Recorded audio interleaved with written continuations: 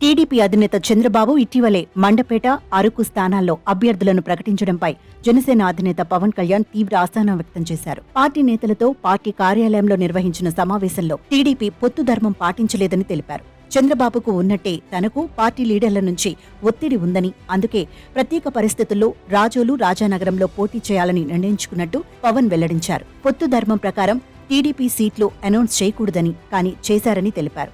అందుకు పార్టీ నేతలకు క్షమాపణలు చెబుతున్నానని పేర్కొన్నారు. టీడీపీ సీట్లు ప్రకటించడం పార్టీలోని కొందరు నేతలను ఆందోళనకు గురి చేసిందని చెప్పుకొచ్చారు. అలాగే ఇటీవలి నారా లోకేష్ సీఎం పదవి గురించి మాట్లాడినా తాను పట్టించుకోలేదన్నారు. రాష్ట్ర ప్రయోజనాలు దృష్టిలో పెట్టుకుని మౌనంగా ఉంటున్నానని వ్యాఖ్యానించారు. సీనియర్ నేతగా ముఖ్యమంత్రిగా ఉన్నారు కాబట్టి అలా జరుగుతూ ఉంటాయన్నారు. పొత్తుల సీట్లు సర్దుబాటు అంటే వాళ్లకు ఇరుకు చొక్కా తొడుక్కున్నట్టు ఉంటుందన్నారు. వాటిని సీరియస్ గా తీసుకోవాల్సిన అవసరం లేదని తెలిపారు. అయితే ఇప్పుడు పొత్తు ధర్మంపై పవన్ చేసిన వ్యాఖ్యలు ఏపీ రాజకీయాల్లో కలకలం రేపుతున్నాయి. ప్యాకేజీలో ఏమైనా తేడా వచ్చిందా, లేదంటే పవన్ కళ్యాణ్ వెనుక ఎవరైనా ఉండి నడిపిస్తున్నారనే సందేహాలు వ్యక్తమవుతున్నాయి. పవన్ ప్రకటన వెనుక ఆంతర్యం ఏమిటి అనే దానిపై సర్వత్రా చర్చ జరుగుతుంది. టీడీపీలో పొత్తు పెట్టుకున్న పవన్ బీజేపీతో కూడా కలిసి ప్రయాణం చేస్తామని చెబుతూ వస్తున్నారు. ఈ నేపథ్యంలో రిపబ్లిక్ డే రోజున ఒక్కసారిగా బాంబు పేల్చారు.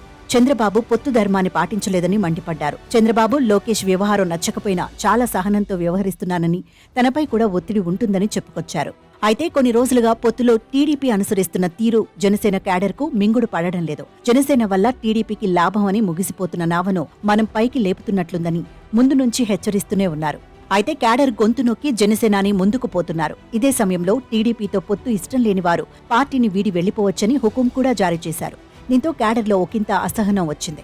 తెలుగుదేశం జెండా మోయడానికి, బ్యానర్లు కట్టడానికి తాము ఉన్నామా అని కొంతమంది తిరగబడ్డారు. అంతేకాదు సంఖ్యాపరంగా పెద్ద సామాజిక వర్గంగా ఉన్న కాపులు కూడా కొంత జనసేనకు దూరమయ్యారు. ఇష్టం లేని వారు వేరే పార్టీకి వెళ్లిపోగా మరికొంతమంది సైలెంట్ అయిపోయారు. దీంతో జనసేనకు వచ్చిన హైప్ ఒక్కసారిగా తగ్గిపోతూ వచ్చింది. దీనికి తోడు లోకేష్ సీఎం పదవిపై చేసిన కామెంట్స్ అగ్గికి ఆజ్యం పోసినట్లయింది. ఈ నేపథ్యంలో ప్రస్తుతం చంద్రబాబుపై పవన్ చేసిన వ్యాఖ్యలతో జనసేన క్యాడర్లో ఉత్సాహం నెలకొంది. ఇప్పటికైనా తమ నాయకుడు కళ్లు తెరిచాడని హర్షం వ్యక్తం చేస్తున్నారు. జనసేన కోరిన సీట్లు ఇవ్వకపోతే ఒంటరిగా పోటీ చేసి అమీతుమీ తేల్చుకోవాలని సూచిస్తున్నారు.